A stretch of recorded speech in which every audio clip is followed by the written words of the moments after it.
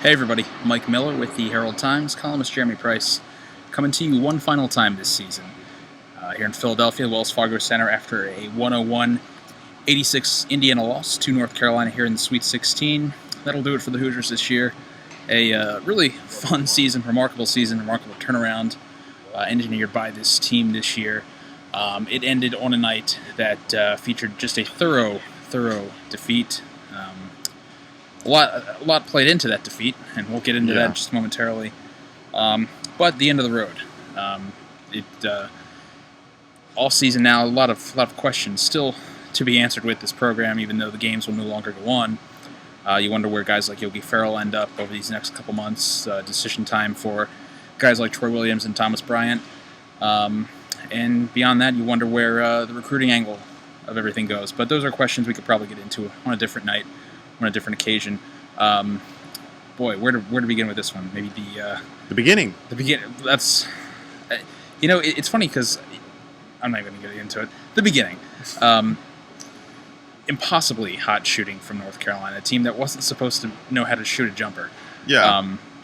4 straight threes from Marcus Page to start this one. Finished 11 for 20 from beyond the 3-point line, but they were 7 of 8 in the first half, and that really not only set the tone, it served as a real punch to the mouth for Indiana. Yeah, definitely an above the watermark performance from North Carolina in terms of the 3-point shooting, and yet the fact is it started with Marcus Page hitting those 4 3-pointers early on, and he struggled this year, but that's a guy that we came into this season. I think people wouldn't have been surprised by that in the least. I mean, that's the kind of player that Marcus Page has been in the past. He just hasn't been this season.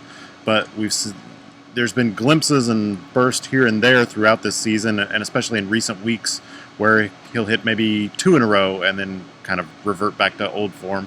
Unfortunately for Indiana, this was the night he decided to hit 4 in a row before reverting. Well, he actually never really reverted back to Not form. Really.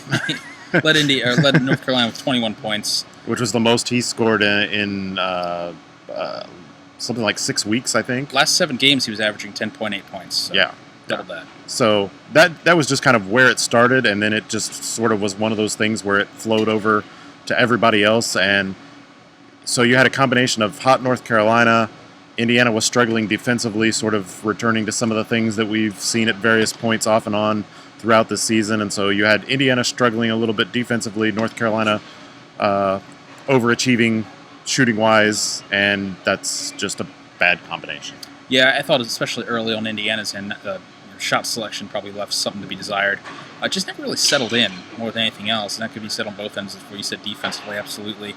Offensively, too, and offensively is really probably where they had to tread the most water. They really had to come out and hit those threes, hit those shots, and I just never really got the sense that they really, had that connectivity, that flow that they so often have. No, you're right. And the odd thing is that they still scored 86 points, and you never felt like they got in that flow. They never really had like that one really big run. I mean, a couple of Troy Williams 3-pointers in a row was about as much of a run as they ever really put together. So it was a very strange night for Indiana in that it didn't seem like the defense maybe played as bad as the scoreboard said, but it didn't seem like the offense really played as well as the scoreboard said. Yeah, absolutely. And you said it, coming out of a half, Troy Williams, I think, had 1 point in the first half, came out and hit those 2 quick threes, had 11 points in the first 5 minutes of the second half. Third quarter. Second half. Indiana finished, 13 3-pointers and 31 attempts. I think a lot of those actually, honestly, 9 of them came in the second half, and many of those still came when the game was far from over. I think, a 20-point North Carolina lead with about 9 minutes left. So this was pretty much decided at halftime, frankly. Yeah. It was, I think, you talk about the defense, we talk about the offense just not really having its legs today. I think this is the night where I think the lack of depth, the injuries really caught up to Indiana. You saw midway through the first half, I think Crean spelled Ferrell, Williams, and Bryant all at the same time, and it was kind of looking at Juwan Morgan playing that point forward position again.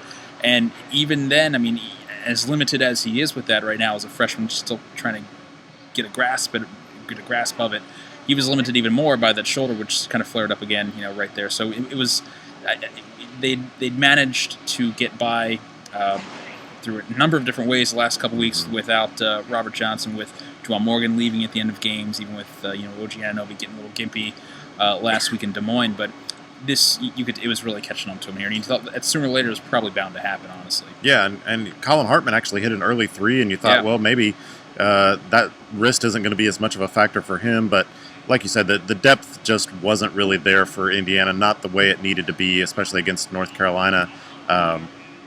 Threw Ryan Burton in there in the first half, played about a minute, maybe less, picked up 2 fouls, went back out. Harrison Diego appeared for, I don't know, 5 or 10 seconds, maybe. He came on a defensive possession. I mean, it was not long at all. And again, Indiana was being forced to try and throw guys in there that really just didn't fit what this game brought to them. And the absence of Robert Johnson, and I wrote about this a little bit tonight, it might not quite qualify on the level of a Scott May's broken arm or Alan Henderson's injured knee in the pantheon of IU injuries, but it was crucial tonight. There was no doubt that Indiana missed him offensively, defensively, just any way you could imagine out there, and it showed.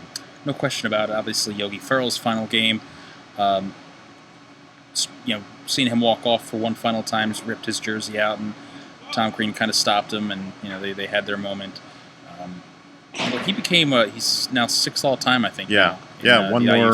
One more milestone for Yogi in his final game, past Alan Henderson for 6th on the all-time scoring list at Indiana. 25 points tonight, 4 assists, and a lot of frustration. That was evident quite often with some of the fouls, and frankly, they were on both ends.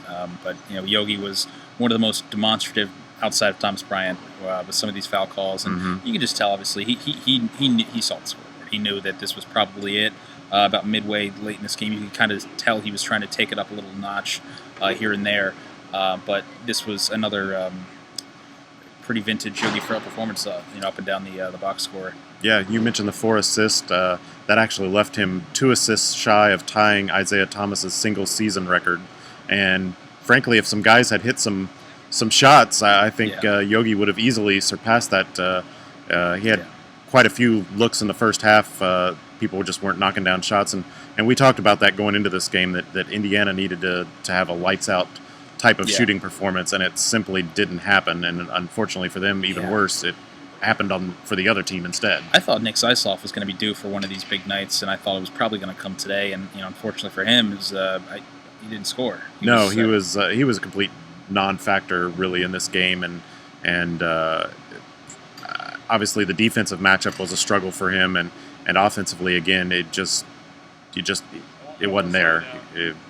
And with no Robert Johnson, this was not a night where Nick Zeisloff could afford to be disappearing. Yeah, you thought if Indiana was going to pull this off, you figured Zeisloff was going to have at least a pretty big hand in getting some of his trademark threes to fall. It didn't happen today. And even OG Anunoby, I mean, as good as he's been lately, it just really never quite gotten any rare form in this game. There were a couple times. There was the one putback there in the first half, I think it was, where he showed some of that scrappiness and fight and athleticism. But overall, I thought you saw him, you saw Thomas Bryant, you saw some of the other guys. There was a lot of sort of double clutching and looking over the shoulder for where was the next North Carolina defender coming from, where was the next big guy swiping at the ball. It just sort of uncomfortableness for a lot of the IU players tonight. Even defensively, too, especially maybe in OG's case. He had some moments where it was kind of obvious where he had maybe had a breakdown or just wasn't where he needed to be. But so it goes. It was one of those nights. It was one of those nights. It was really just one of those nights. And that is the most cliche thing to say, but it's exactly what this was. So I don't know. I don't know how you guys feel, but at the very least, I think most folks can kind of tip their hats to North Carolina on a night like this. Yeah. It certainly looks like a team that can go all the way the next next week or so, and make this a special season. In Indiana's case, I think still a special season. I think this, after the pain and the sadness of the finality sets in, I think this will be remembered pretty fondly.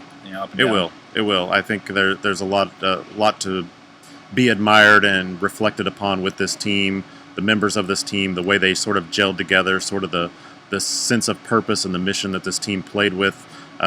is what people like to see about Indiana basketball. And if this is a template for what it looks like going forward, then I don't think anyone would complain about that, other than they would probably like to make it past the Sweet 16 at some point. But the next step is getting here consistently instead of every 3 years or so. So it's a starting point, I think.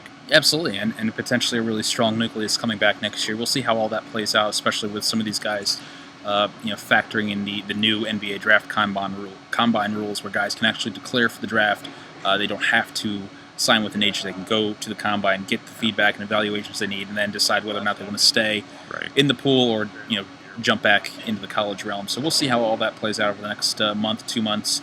We'll see how the recruiting side picks up, and we'll be here next forever. We'll have plenty to discuss the next few weeks. Spring football, I'm sure. Yeah, so plenty to come. Baseball, we'll see. Yep.